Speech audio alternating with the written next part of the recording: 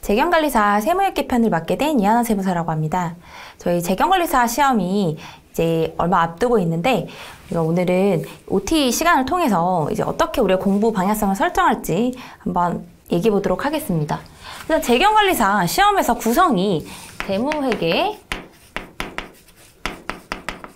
그리고 세무회계 원가관리회계 이렇게 세 개로 구성이 되어 있죠. 그래서 우리는 세무회계를 공부하게 될 건데 세무회계는 총 40문제가 출제가 되고 있습니다.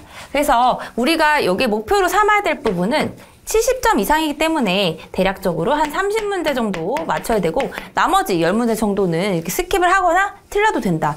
이렇게 볼 수 있겠고요. 이 30문제 그리고 구성이 되어 있는 40문제 중에서 세법으로 나눌 수 있는데 크게 보면 법인세, 그리고 소득세, 그리고 부가가치세 이렇게 세 개의 큰 세법으로 구성되어 있고 플러스 이제 조세법, 총론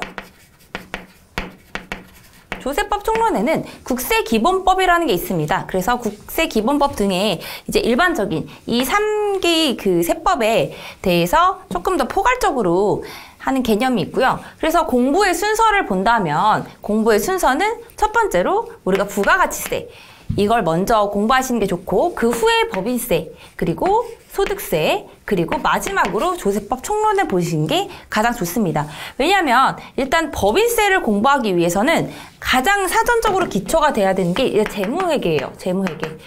그래서 세법을 공부해보고 싶다 하시는 분들이 있을 텐데 재무회계를 모르면 세법을 할 수가 없습니다. 법인세는 특히 그렇고요.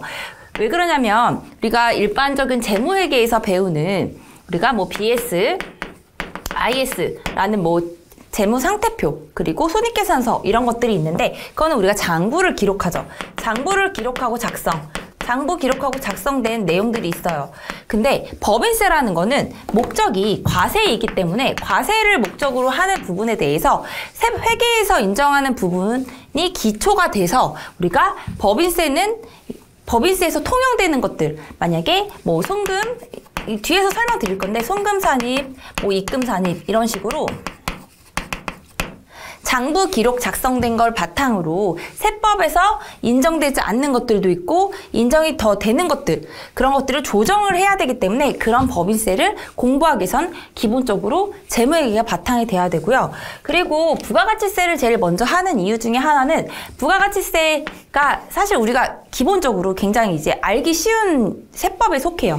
나머지들은 일단 용어가 좀 어렵고 그렇지만 부가가치세 우리가 일반적으로 뭐 카드를 썼을 때 영수증 같은 거에 뭐 10% 붙어 있는 거 그런 단일세율을 구성하고 있기 때문에 우리가 처음에 세법을 공부한다라고 했을 때는 부가가치세부터 시작하는 걸 추천드립니다. 그리고 부가가치세를 공부하고 그리고 법인세로 가서 어떤 다른 용어들에 대해서 좀 더 파악을 하고 이제 외워야 될 게 많은 게 소득세예요. 그래서 외워야 될 것들을 이제 정리한 후에 이제 마지막으로 조세법 총론 이런 식으로 저희가 강의가 진행될 거고요. 그래서 우리는 여기서 출제되는 범위를 본다면 보통 법인세가 제일 많아요. 제일 많고 그 다음에 소득세가 뭐 10문제 정도 여기 뭐 11문제 뭐 이 정도 되고 부가가치세도 9개 정도 이런 식으로 해서 어쨌건 법인세 비중이 굉장히 크다. 그래서 우리가 가장 중요한 건 법인세를 잘해야 된다.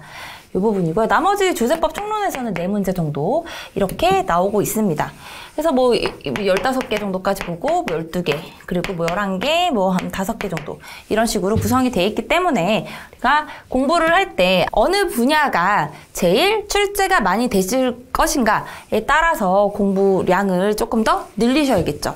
그래서 이런 식의 구성에 따라서 우리가 공부를 그럼 어떻게 해야 되느냐 했을 때는 제가 용어가 어렵다고 말씀드렸어요. 세법에서 어렵게 느껴지는 이유 중에 가장 큰 이유는 일단 용어의 부분인데요. 용어가 어렵기 때문에 용어를 익히는 데만 해도 굉장히 오래 걸려요.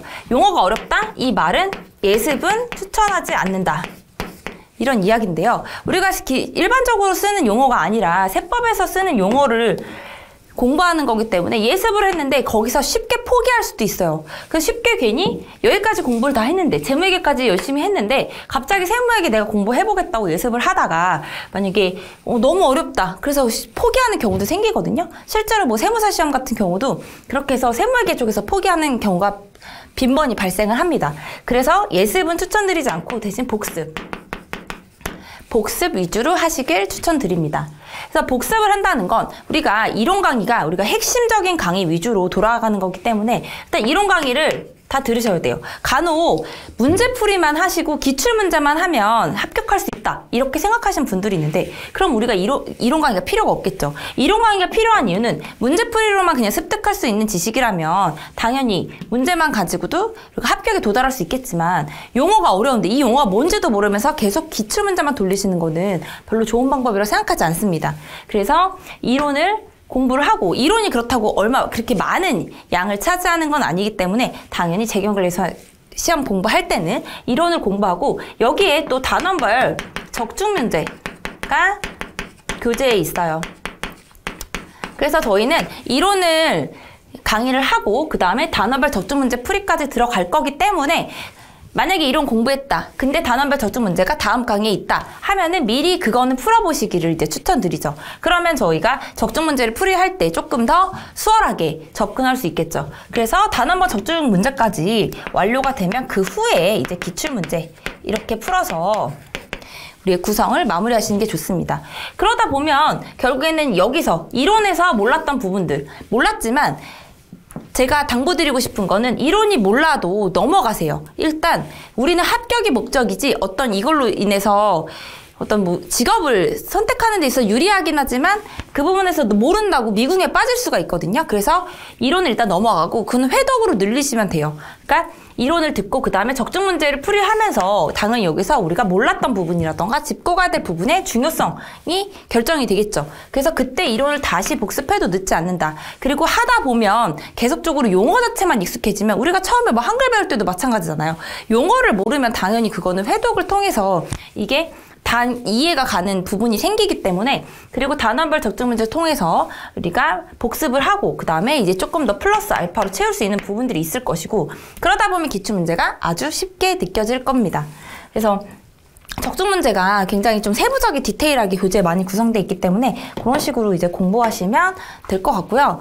그래서 이런 부분까지 우리가 이제 당부를 드렸고 세무회계 이제 좀 어렵다고 느끼시는 분들도 굉장히 많겠지만 제가 말씀드린 순서를 저를 믿고 따라오시면 반드시 이제 합격하실 수 있을 거라고 확신합니다. 그럼 저희 다음 강의에서 뵙도록 하겠습니다.